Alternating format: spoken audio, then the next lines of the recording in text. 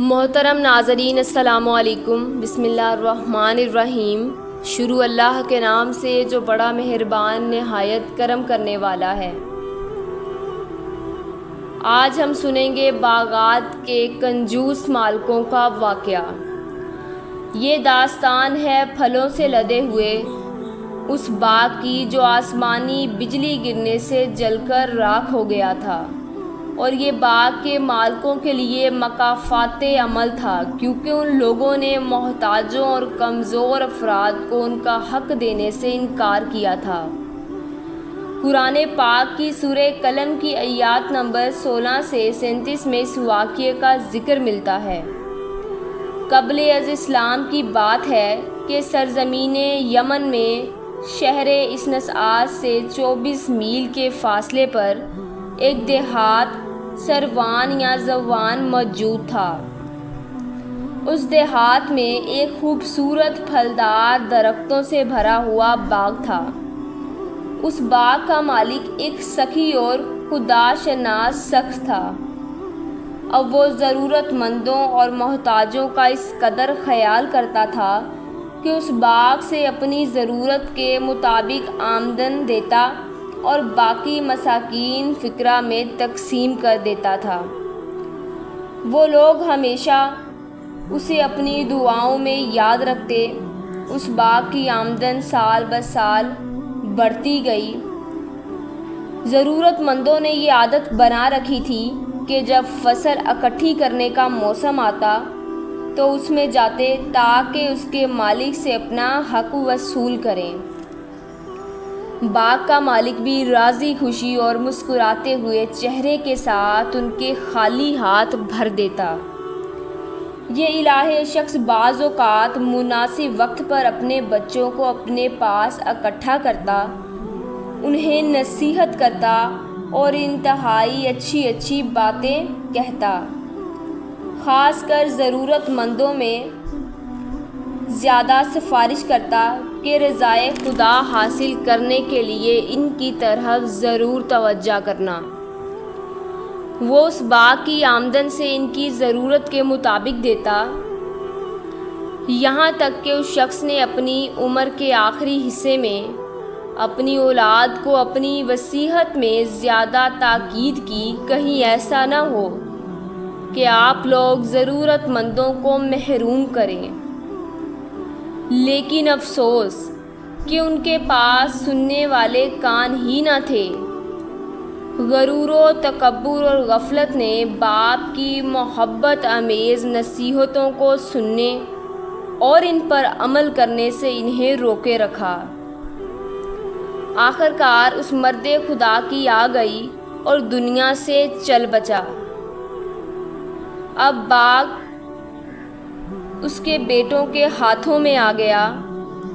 انہوں نے اپنے باپ کی نصیحتوں کو فراموش کر دیا، یہاں تک کہ انہوں نے مل کر قسم کھائی کہ صرف خود پر خرچ کریں گے اور ضرورت مندوں کو کچھ نہیں دیں گے۔ ہم خود بال بچوں والے ہیں، لہٰذا باغ اور زراعت کی آمدن اپنے لیے اکٹھی کریں گے۔ وہ لوگ اپنے اس پروگرام میں اس قدر سنجیدہ تھے کہ انہوں نے انشاءاللہ تک نہ کہا۔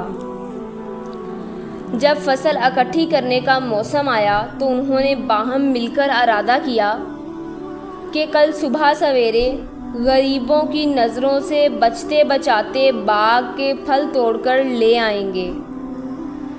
ضرورت مندوں محتاج ان کے باپ کے زمانہ کی طرح اس امید سے باغ میں گئے کہ انہیں ان کا حق دیا جائے، لیکن وہ محروم لوٹے۔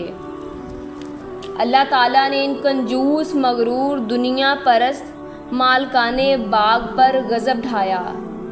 آدھی رات کے وقت موت کے نیند سلانے والی آسمانی بجلی اس باغ پر گرائی۔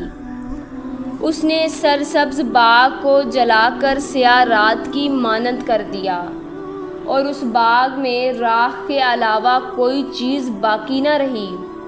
سارا باغ جل کر کالی رات جیسا ہو گیا۔ باغ والے جو کہ اس واقعے سے بالکل بے خبر تھے، انہوں نے صبح سویرے ایک دوسرے کو آواز دی اور پھل توڑنے کے لیے باغ کی طرف روانہ ہوئے۔ انہوں نے راستے میں ایک دوسرے کو آہستہ سے کہا، محتاط رہیں کہ آج ایک فقیر تک بھی باغ میں گھسنے نہ پائے۔ جب وہ باغ میں پہنچے تو وہاں پر مٹھی بھر راکھ دیکھی۔ اس قدر چکرا گئے کہ انہیں یقین نہیں آ رہا تھا۔ انہوں نے ایک دوسرے سے کہا، ہم راستہ بھول گئے ہیں۔ پھر انہوں نے کہا، ہمارے ہاتھ سے سب کچھ چھن گیا ہے، ہم مکمل طور پر محروم ہو گئے ہیں۔ ان کا ایک بھائی جو سب سے عقل مند تھا، اس نے ان سے کہا، میں نے تمہیں نہیں کہا تھا کہ خدا کی تسبیح و تقدیس کریں؟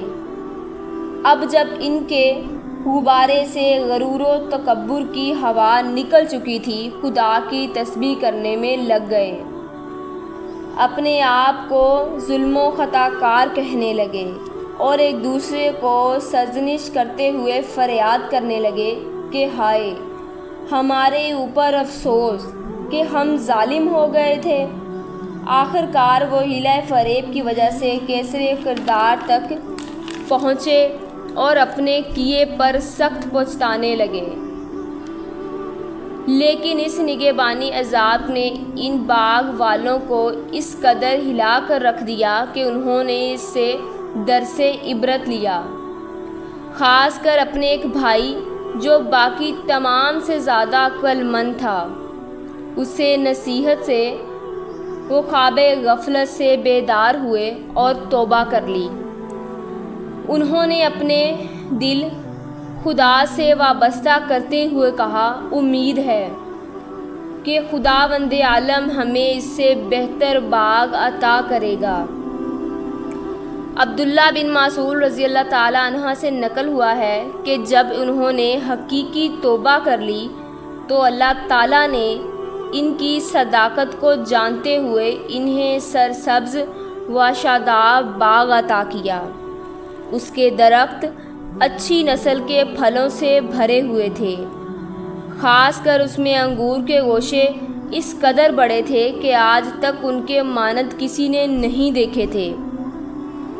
بے شک اللہ تعالیٰ کی بارگاہ میں سچے دل کے ساتھ کی گئی توبہ بڑے سے بڑے گناہ کو توڑ ڈالتی ہے۔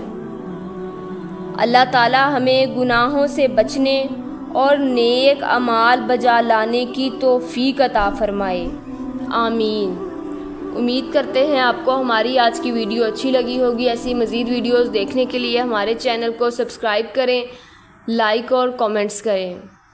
ملتے ہیں نیکسٹ ویڈیو کے ساتھ۔ اللہ حافظ۔